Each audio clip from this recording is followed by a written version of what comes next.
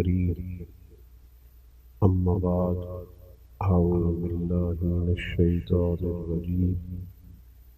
بسم الله الرحمن الرحيم. ربنا اغفر لي ولوالدي وللمؤمنين يوم يقوم الحساب. صدق الله العظيم. درود پاک پڑھیے. الصلاۃ والسلام علیک یا رسول اللہ وعلی آلک واصحابک یا حبیب اللہ. سارے حضرات روشی پڑھیے. الصلاۃ والسلام یا سیدی یا نبی اللہ وعلی آلک واصحابک یا نور.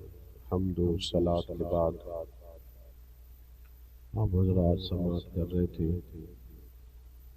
کہ عزیز القدر بشارت صاحب کی والدہ کا یہ ختم چلم ہے. میں ان کے جنازے پر ہی آنا چاہتا تھا، اس کے بعد بھی مجھے آنا چاہیے تھا چونکہ ان سے بڑا قریبی میرا تعلق ہے، پر اپنی صحت کی وجہ سے میں حاضر نہ ہو سکا. بہت دیر ہو گئی.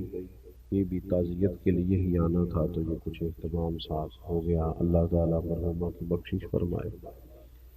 ہم سب کے والدین پر اور ہم سب پر اللہ تعالیٰ رحمت کی نظر فرمائے.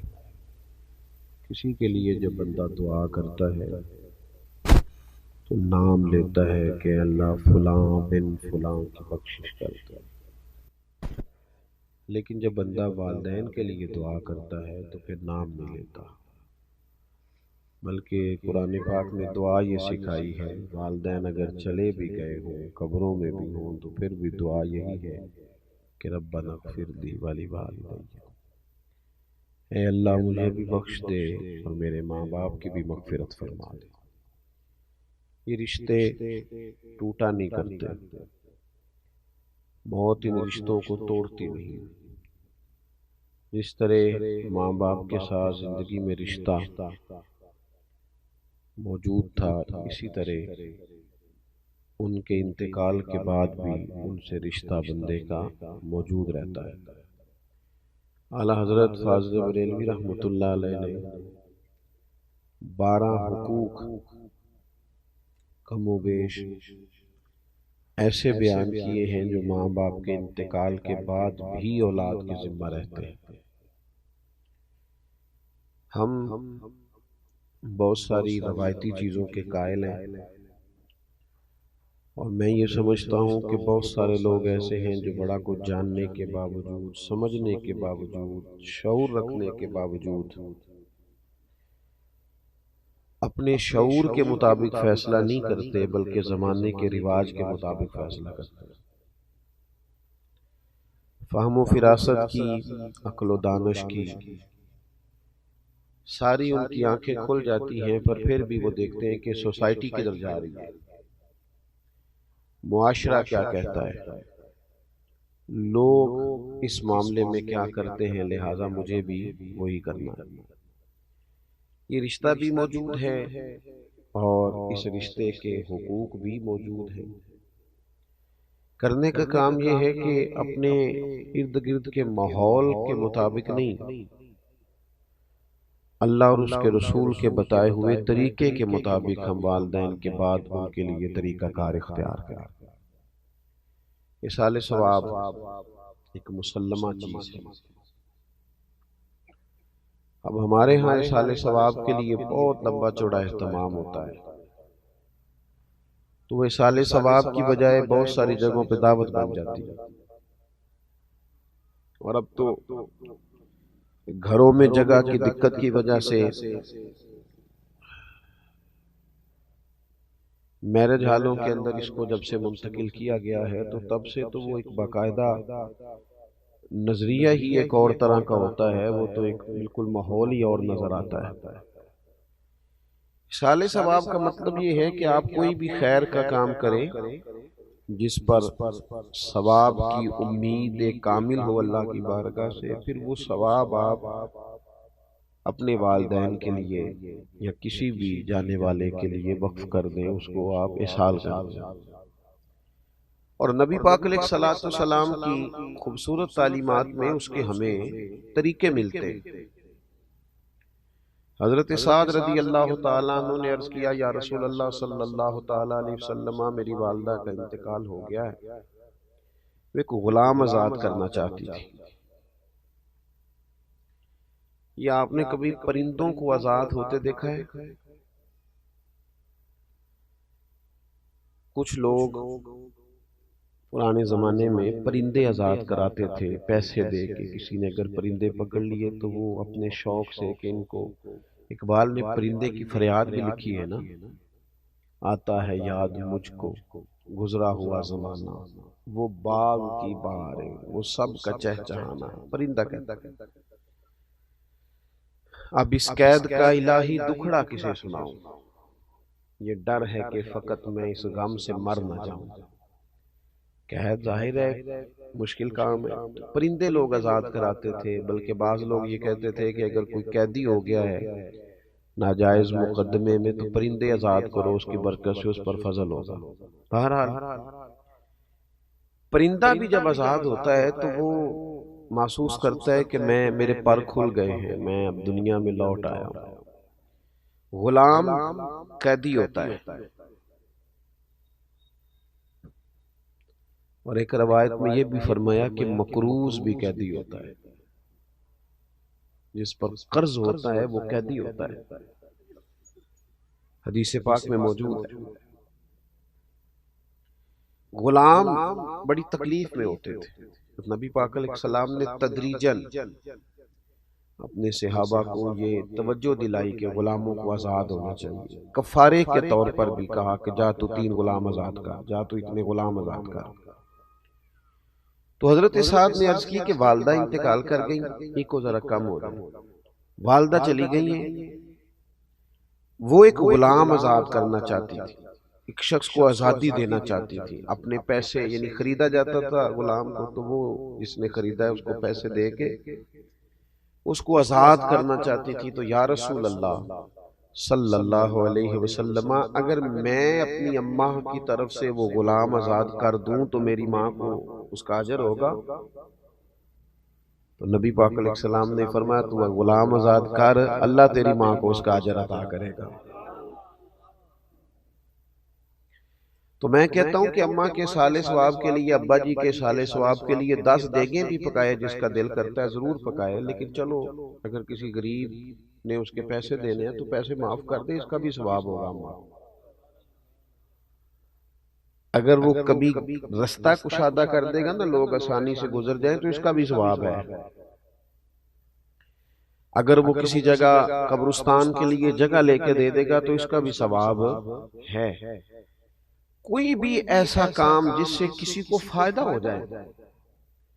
اب بار بار صرف لنگر پر ہی سارا زور دینا، چلیں اگر وہ غرباء کے لیے کریں تو بڑا اچھا ہے، لیکن یہاں تو باقاعدہ دعوتیں ہوتی ہیں، لوگ رات کو بیٹھ کے، اور بعض لوگ ایسی بات کرتے ہیں کہ جس کے اندر تو تکلف ہے، تو ٹھیک ہی نہیں۔ یعنی سارے بھائی رات کو بیٹھ کے اگر یہ بات کہیں کہ اگر ہم نے اچھا ختم نہ دلایا تو خاندان باتیں کرے گا، تو اس کا ثواب ہوگا؟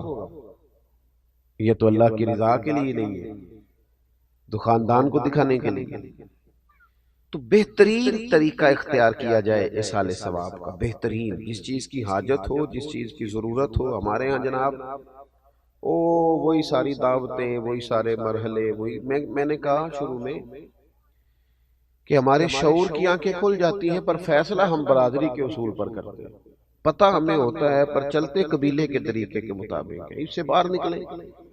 حضرت ابوبکر صدیق رضی اللہ تعالیٰ عنہ کی زندگی کے بارے میں میں ایک بات اپنے دوستوں سے کہا کرتا ہوں۔ میں کہتا ہوں کہ عرب کے بہت سارے لوگوں کے شعور کی آنکھیں کھل گئی تھیں۔ ابو جہل بھی کہتا تھا سچے رسول ہیں، کہتا تھا کہ نہیں کہتا تھا؟ ابو لہب بھی کہتا تھا سچے ہیں۔ شعور کی آنکھیں کھل گئی تھیں، ضمیر کی نہیں کھولتے تھے۔ حضرت صدیق اکبر کا کمال یہ ہے کہ شعور کی کھلی تو انہوں نے ضمیر کی بھی فوراً ہی کھولی، فوراً کلمہ پڑھا، ارد گرد کا ماحول نہیں دیکھا۔ ہمارے ہاں تو مصیبت ہے، سیاںا بیانا حاجی نہ بندہ، نیک آدمی وہ شادی بیاہ کے موقع پر اپنے بچوں کو غیر شرعی رسومات سے روک نہیں پاتا، کھڑے ہی نہیں ہوتے اللہ رسول کی رضا کے لیے، اللہ رسول کے لیے سٹینڈ ہی نہیں لیتے، باقی سب جگہ لے لیتے ہیں۔ تو ایک تو اصالِ ثواب کا طریقہ بہترین اختیار کریں، ایک کو میں نے کہا تھا ذرا کم ہو جائے تو آپ کا شکریہ۔ دوسری بات یہ ہے کہ والدین کے جانے کے بعد ان کے اعزا و اقربا سے، ان کے دوست احباب سے اچھا سلوک کیا جائے۔ جب ماں باپ سے رشتہ مرنے کے بعد نہیں ٹوٹتا تو چچا جان سے کیسے ٹوٹ گیا، ماموں سے کیسے ٹوٹ گیا، خالاؤں اور پھوپھیوں سے کیسے ٹوٹ گیا؟ ان کے رشتہ داروں سے اور ان کے دوستوں سے اچھا سلوک کیا جائے۔ ہمارا یہ مسئلہ بن گیا ہے کہ ہم سمجھتے ہیں کہ ایک بندہ چلا گیا ہے تو اب اس کے پیچھے سارے رشتے رخصت ہو گئے، یہ درست نہیں ہے۔ کوشش کریں کہ ان رشتوں کو لے کے چلیں۔ حضرت ابو بردہ رضی اللہ تعالیٰ عنہ سے حضرت عبداللہ ابن عمر ملنے آئے۔ جناب عبداللہ ابن عمر بڑے مصروف آدمی تھے، صحابہ کرام علیہم رضوان میں سے حج کے سب سے زیادہ مسائل حضرت عبداللہ ابن عمر جانتے تھے، تو ایک بڑی تعداد ان کو ویسے بھی فتویٰ دیتے تھے صحابہ میں سے، اور ان کے گرد ایک بڑی تعداد لوگوں کی رہتی تھی۔ تو حضرت ابو بردہ سے جب وہ ملنے گئے تو وہ بڑے حیران ہوئے کہ آپ ایک مصروف آدمی ہیں، میرے پاس کیسے آ گئے؟ تو فرمانے لگے اس لیے آیا ہوں کہ آپ کے والد میرے والد جناب عمر کے دوست تھے۔ کوئی نہیں سمجھ آئی آپ کو میں نے کیا کہا؟ اپنے یار نو ملن نہیں آیا، اپنی یاری نہیں پگتان آیا، ابا جی دی یاری نبیڑن آیا، والد صاحب کی اس دوستی کو نبھانے آیا۔ آپ کے والد میرے والد کے دوست تھے، اور فرمانے لگے میں نے نبی پاک علیہ السلام سے سنا ہے کہ جو والدین کے انتقال کے بعد قبر میں بھی ان سے اچھا سلوک کرنا چاہے وہ ان کے دوستوں سے اچھا سلوک کرے، ان کے رشتوں کو لے کے چلے، اس تعلق کو نبھائیں۔ ہمارے ہاں لوگوں کا یہ رویہ ہو جاتا ہے کہ میری اماں جی گئی تو میرے ننیال والے گئے، ابا جی گئے تو میرے ددیال والے گئے، ان رشتوں کو نبھایا جائے۔ تیسری بات، بس اسی پر میں نے گفتگو کو ختم کر دینا ہے، وہ ہے دعائے بخشش، دعائے مغفرت۔ صوفیہ کرام فرماتے ہیں یہ جو اللہ تعالیٰ نے ہمیں کہا ہے نا کہ تم مجھ سے دعا کرو تو میں تمہاری دعا پر کسی بندے کی بخشش کر دوں گا، تم دعا مانگو، تو فرماتے ہیں یہ بہت بڑی عزت دی ہے اللہ نے ہمیں۔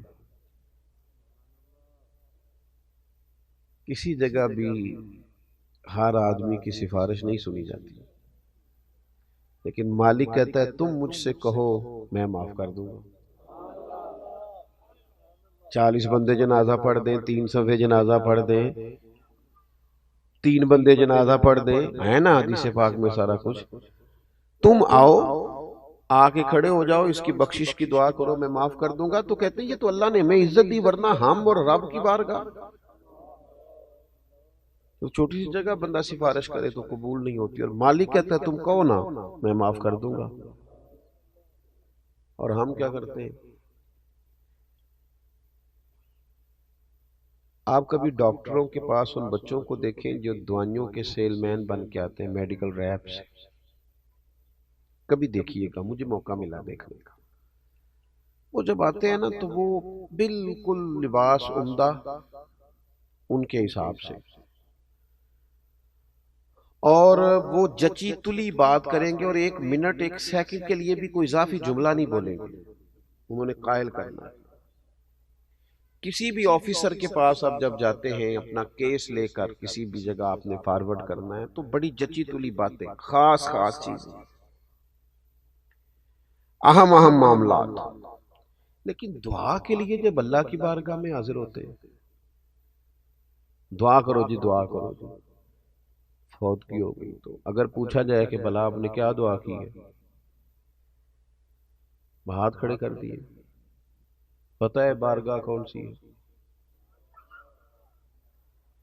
وہ دیکھیں نا۔ اور پھر جب بندہ دنیا میں کسی بندے کو بھی اپنے حق میں قائل کرتا ہے تو اس کا کوئی طریقہ ہوتا ہے قائل کرنے کا۔ وہ بڑے درد سے کہتا ہے کہ آپ کی مہربانی جی، بڑے ضرورت مند ہیں، آپ سے بڑا پیار ہے، آپ بڑے اچھے ہیں، آپ اگر مہربانی آپ نے اپنے حق میں قائل کرنا ہے نا، تو اللہ کی رحمت کو جب بندے نے منانا ہو اور پھر وہ بے توجہی سے دعا کرے، رٹے رٹائے جملے، رٹی رٹائی باتیں، وہ یار کسی کو بھی کسی نے منانا ہو تو کوئی طریقہ ہے، اور پھر مالک کریم کی بارگاہ کو راضی کرنا ہو۔ میں نے دیکھا وہ بس ٹھیک ہے، میری طرح کے پیروں مولویوں کے ذمے لگایا، اچھے لوگوں کی بات نہیں کرتا، تو ان کے پاس ایک رٹی رٹائی دعا ہوتی ہے سب کے لیے اکٹھی، اس میں نام ایڈ کیا نئے بندے کا، چلو جی چھٹی۔ وہ خدا کے بندے دعا مانگ، تھوڑی مانگ لے، 4 سیکنڈ کی مانگ پر درد سے مانگ، تو منا مالک کو، وہ بڑا کریم ہے، بڑی جلدی مان جاتا ہے۔ تو حاضری دے ذرا، تیرا مطلب تیری باڈی لینگویج بتائے کہ تو اسے منانے آیا ہے، تیرے لہجے کا حسن، تیرے لفظوں کی جولانی، تیرے انداز کا عجز، تیری انکساری، تیرا اس کی بارگاہ میں حاضری کا انداز، تو اسے منا رہا ہے، پتا چلے۔ لیکن وہ جناب کیا بتائیں، میں دیکھتا ہوں لوگوں کو دعا کرتے، پھوڑی پہ بیٹھے ہیں، دعا مانگی جا رہی، اخبار بھی پڑھ رہے ہیں، سیاسی تبصرے بھی کر رہے ہیں، دعا بھی مانگ رہے ہیں، اور پھر اس کے بعد کہانیاں بھی رات کو سنائی جاتی ہیں، بڑے تعلقات نے جی، اللہ کا فضل ہے جی، 15 دن ہو گئے ہیں بیٹھے، لوگ آئی جا رہے ہیں۔ بھئی وہی آنا جانا تو کوئی کمال نہیں ہے، آپ تو کسی کی دعا کے لیے بیٹھے ہیں، یہ بتائیں کہ آپ نے کس درد سے مانگا۔ آپ کو پتہ ہے حضور نے فرمایا قبر میں جو بندہ ہے وہ اس طرح ہے جس طرح کوئی دریا میں ڈوبنے والا۔ اس بات کی شدت کو ملاحظہ کریں، وہ اس طرح ہے جس طرح دریا میں کوئی ڈوب رہا ہوتا ہے۔ حضور فرماتے ہیں وہ انتظار کرتا ہے کہ کوئی میرے لیے دعا کر دے، بھائی کر دے، بیٹا کر دے، ماں کر دے، رشتہ دار کر دے، کوئی کر دے، وہ منتظر ہے کہ کوئی میرے لیے دعا کرے۔ تو وہ تو دریا میں ڈوب رہا ہے، آزمائش میں ہے، اور یہاں جناب موقع ملنے کے باوجود دعا نہیں ہو رہی۔ خوب دعا کی جائے، درد سے دعا کی جائے، جانے والے کے لیے اللہ کی بارگاہ میں عرض کیا جائے، کوشش کی جائے۔ اللہ بڑا مہربان ہے، جب بندے دعا کرتے ہیں تو وہ رحمت فرماتا ہے، اور دعا کی جائے تو وہ ایک بزرگ تھے تو وہ کہا کرتے تھے مجھے دعا مانگنے کا طریقہ میری بیوی نے سکھایا۔ کس نے؟ پریشان ہو گئے آپ سارے، مشکل بات کر دی میں نے۔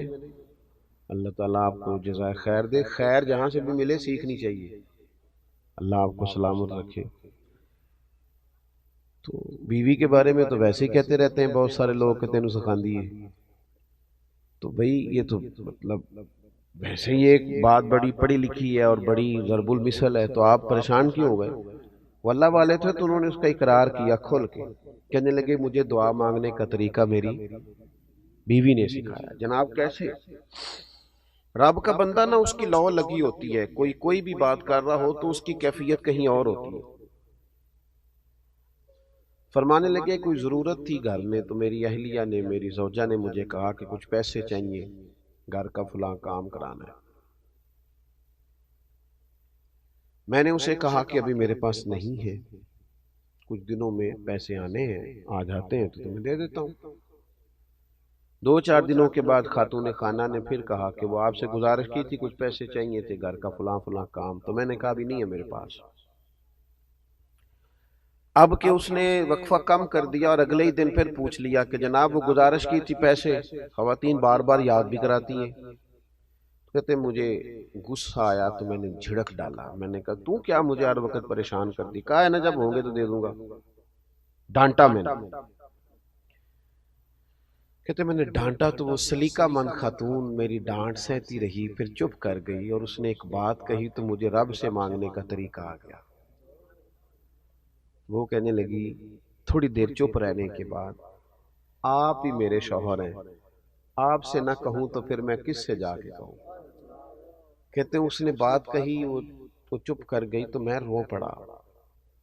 مجھے کہنے لگی کیا ہوا؟ میں نے کہا مجھے بھی سمجھ آ گئی ہے، جب میں کہوں گا نا تو ہی میرا رب ہے تو میں نہ تجھ سے نہ کہوں تو مجھے بتا میں کس سے کہوں، میں کمزور پڑ گیا ہوں، کچھ چیزیں مجھ سے نہیں ڈیل ہو رہی، کچھ معاملات میں مالک میں چاہتے ہوئے بھی کامیاب نہیں ہو پا رہا، نیک نیتی بھی ہے، ارادوں کا وضو بھی ہے، اللہ میں تجھ سے نہ کہوں تو پھر میں کس سے کہوں، اجیب دعوت الداعی اذا دعان، وہ تو فرماتا ہے تو جب بھی دعا کرے گا میں تیری دعا قبول کر لوں گا۔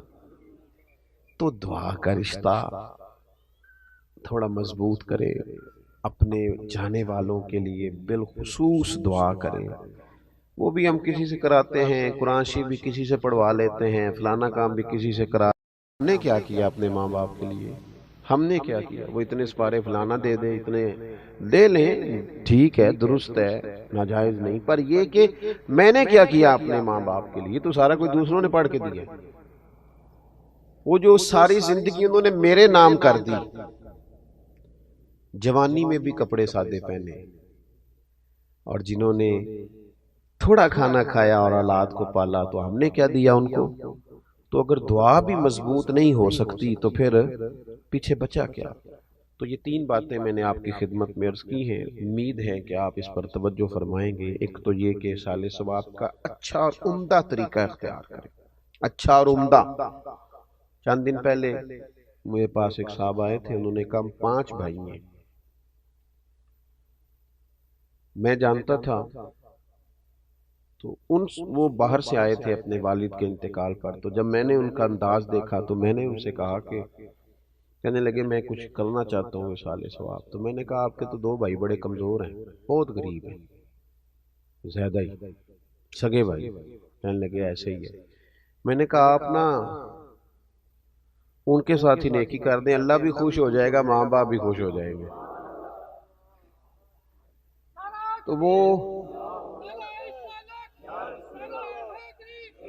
تو وہ مجھے کہنے لگے کہ مطلب یہ، میں نے انہیں کہا کہ یہ حوالہ میں آپ کو دکھاتا ہوں کہ حضرت ابو طلحہ رضی اللہ تعالیٰ عنہ نے جب اپنا باغ پیش کرنا چاہا تھا تو نبی پاک نے کہا تھا اپنے رشتہ داروں میں ہی بانٹ دیں، تو گھر میں بھی نیکی کریں گے تو اس سے بھی اجر ہوگا، تو اچھا اصال ثواب کریں۔ اور دوسرا والدین کے جو رشتے ہیں، جو ان کی دوستیاں ہیں، ان کو نبھانے کی کوشش کریں۔ تیسرا دعا ذرا ذوق والی، ذرا درد والی، ذرا مزے والی۔ میں تو کہتا ہوں ہر کام میں لطف لے کے نا، ہمارے ہاں محفلیں ہوتی ہیں، جلسے ہوتے ہیں، کچھ بھی، جب تک آپ اس میں پورے ذوق میں نہیں نا، پورے لطف میں نہیں، وہ بھی نا دین کی چیزیں بھی بعض اوقات دنیا محسوس ہوتی، وہ جب تک آپ پر طاری ہوگی تو آپ کو مزہ دے گی، روحانی طور پر مضبوطی آئے گی۔ اللہ کی بارگاہ میں دعا ہے اللہ مرحومہ کی بخشش فرمائے، ہمارے حال پہ رحم فرمائے۔ قاری فیاض صاحب ختم شریف پڑھیں جناب۔ الحمدللہ رب العالمین والصلاة والسلام علی سید الانبیاء والمرسلین، ربنا آتنا فی الدنیا حسنۃ وفی الآخرۃ حسنۃ وقنا عذاب النار۔ مالک کریم جو کلمات خیر سال ثواب کی نیت سے پڑھے گئے ہیں اپنی بارگاہ رحمت میں قبول فرما، اس تمام کا اجر و ثواب نبی اکرم نور مجسم شفیع معظم صلی اللہ تعالی علیہ وسلم کی بارگاہ عالی مرتبت میں ہدیتاً تحفتاً نذرانتاً پیش کرتے ہیں، اپنے فضل و کرم سے قبول فرما۔ حضور سید عالم علیہ السلام کا وسیلہ پاک، تمام انبیاء کرام علیہم السلام، صحابہ کرام علیہم رضوان، اہل بیت اطہار علیہم رضوان، تابعین، تبع تابعین، علماء، محدثین، مفسرین، ائمہ مجتہدین، سلاسل طریقت کے تمام بزرگان دین کی بارگاہوں میں پیش ہے، اللہ قبول فرما۔ ہم جتنے یہاں حاضر ہوئے ہیں، ہمارے خیش و اقارب، چھوٹے بڑے بوڑھے، جو لوگ دنیا سے چلے گئے، مالک سب کی بخشش و مغفرت فرما۔ ہمارے بھائی بشارت صاحب کی والدہ مرحومہ تیری بندی تیری بارگاہ میں پہنچ گئی، اللہ ان کے ساتھ رحمت والا سلوک فرما، فضل والا سلوک فرما، درگزر والا فیصلہ فرما۔ اس تمام کا ثواب ان کی روح کو پیش کرتے ہیں، مالک اپنے فضل سے قبول فرما، ان کی آخرت کی منازل کو آسان فرما۔ انسان ہونے کے ناطے جہاں جہاں بھول گئیں، اپنے فضل سے انہیں معاف فرما دے۔ دامے درمے قدمے سخنے چھوٹی بڑی جتنی نیکی انہوں نے زندگی میں کی ہے، وہ ساری نیکیاں قبول فرما لے، ان کی چھوٹی نیکیاں بڑی کر کے ان کے لیے ذخیرہ آخرت بنا دے۔ اے اللہ ان کی اولاد کو، ان کے پسماندگان کو صبر جمیل بھی عطا فرما، اور زیادہ سے زیادہ احصال ثواب اور دعائے مغفرت کی توفیق بھی عطا فرما۔ مرحومہ جب قبر سے نکلیں تو نامہ اعمال سیدھے ہاتھ میں عطا فرمانا، اپنے نیک اور پاکیزہ بندوں کی جماعت میں انہیں شامل فرمانا، نبی کریم علیہ السلام کی شفاعت انہیں عطا کرنا، حضور علیہ السلام کے جھنڈے کے نیچے جگہ نصیب فرمانا۔ جتنے بھی کلمات خیر اب مزید اصال ثواب بتایا گیا ہے، مالک وہ بھی درجہ بدرجہ پیش کرتے ہیں، قبول فرما لے، مرحومہ کو اس کا بہترین اجر عطا فرما دے۔ اے اللہ صبح قیامت ان کو اپنے عرش کا سایہ نصیب فرما، حضور علیہ السلام کی شفاعت عطا فرما، دوزخ کی گرمیوں سے محفوظ فرما، جنت کی اعلیٰ نعمتوں کا وارث بنا۔ ہم نے جتنی دعائیں ان کے لیے مانگی ہیں وہ ساری ان کے حق میں قبول فرما، جو ہم نہیں مانگ سکے اور ان کے لیے بہتر ہے تو اپنے فضل سے انہیں عطا فرما۔ امت کی خیر فرما، عالم اسلام کی خیر فرما، پاکستان کی خیر فرما، کائنات کے مالک امت کو غیرت ایمانی اور جذبہ جہاد عطا فرما، شوق شہادت نصیب فرما، ہمارے شعور کو دین کی خوبصورتی نصیب فرما۔ اے اللہ وہ زندگی نصیب فرما جس سے تو راضی ہوتا ہے اور تیرے محبوب علیہ الصلوۃ والسلام راضی ہوتے ہیں، دنیا اور آخرت میں ہماری پردہ پوشی فرما، میرے ان عزیزوں کو، بھائیوں کو، صاحب خانہ کو برکات عطا فرما، دنیا اور آخرت میں سعادت مندیاں نصیب فرما، رحمتوں کے گہرے اور گھنے سائے نصیب فرما۔ اللہم انا نسألک العفو والعافیۃ فی الدین والدنیا والآخرہ۔ اللہ تعالیٰ ان کی پھپھو جان بیمار ہیں، انہیں شفا عطا فرما دے، صحت اور عافیت نصیب فرما دے، تمام بیماروں کو شفا دے، تمام کی مشکلات آسان فرما دے۔ رب اغفر وارحم وانت خیر الراحمین، وصلی اللہ تعالی علی حبیبہ سیدنا و مولانا محمد۔